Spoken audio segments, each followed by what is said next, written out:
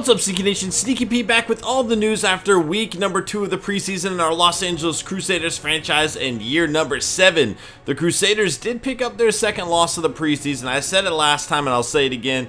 You know, I'm really not too concerned with the results of the preseason. We've seen this team struggle in the preseason before, then come out in the regular season and just kill some teams. So I'm not too worried about it. Now, our run defense is something that is a little concerning to me. That's something that we definitely need to step up. You know, we can't allow teams to run the ball all over us, or it will be a long season. We have been seeing some of our younger players step up. You know, it was nice to see our backup middle linebacker, the rookie middle linebacker, Beckwith get the interception. We did see Reed get the interception the week before, so we're seeing our rookies make some plays early on. That's definitely a good sign of things to come. Overall, though, it's definitely not leading to wins. You know, I'm really not feeling what I've been seeing from our backup quarterback right now, and that's something to keep an eye on.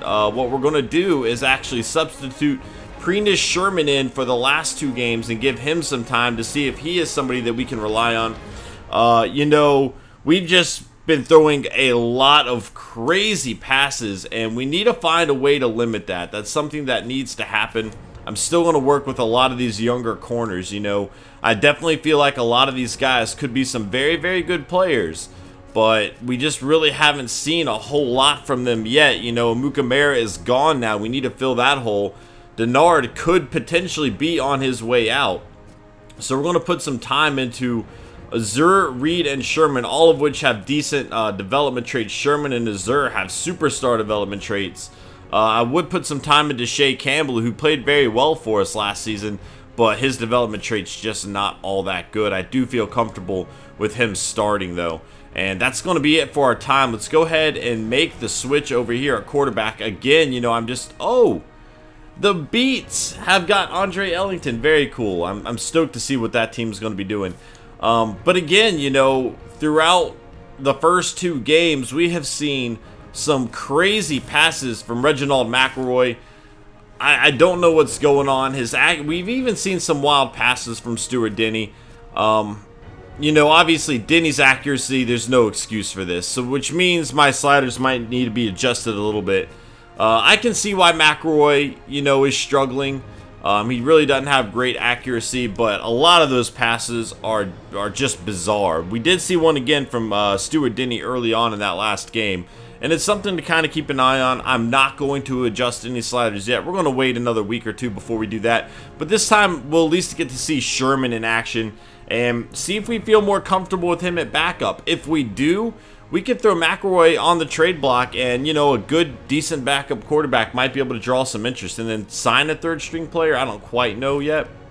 We'll just kind of have to wait and see what happens as we get closer to the season. Haven't been able to see a whole lot in terms of offense. You know, we kind of feel comfortable with where our offense is at. The only concern for us is our new left guard. We did lose a big hole there, and it's going to be interesting to see if we can replace him. Now, that said, our running game's been looking okay throughout the preseason so far. I'm not too concerned about it. Hunter Hurst is stepping up in place of Brandon Spikes. That was another one of the storylines coming into this season, and I think he's going to be okay. Again, we saw Deshaun Beckwith get an interception, and then Damian Reed had one before that. I was pretty stoked.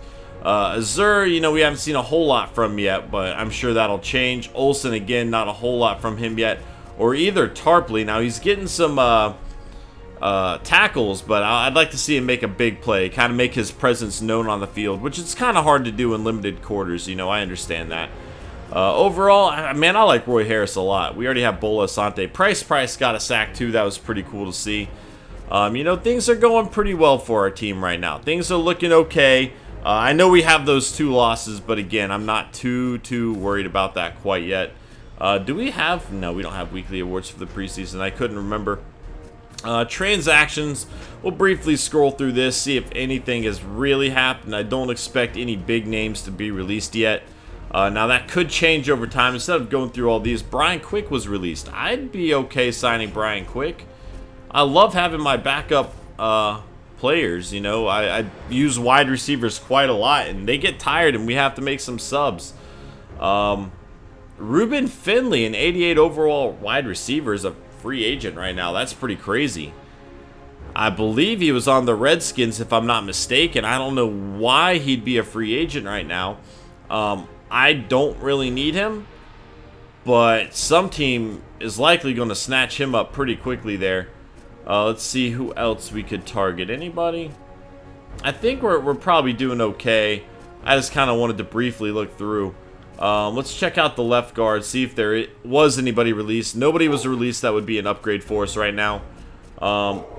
Denarius Moore's a free agent. Alright, so I guess the Chiefs decided to move on with... Oh, not the Chiefs. The Chargers picked him up. I guess the Chargers decided to move on without him. How far down the list is Quick, out of curiosity? Armonte Edwards! And then there's Quick. Both Appalachian State guys. I love them. I think we're pretty solid with what we have right now, though.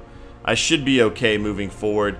The other thing with the depth chart, and I'm not too sure about this one. This one I'm kind of on the fence on, as you hear the dog barking in the background. I don't know.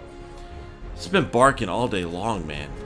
What we might do come regular season is, you know, Buck Wares looked pretty solid here, but I might put Chauncey Green at that backup tight end spot, and that way we can get him involved in the receiving game again like we did his rookie season when he played very well for us.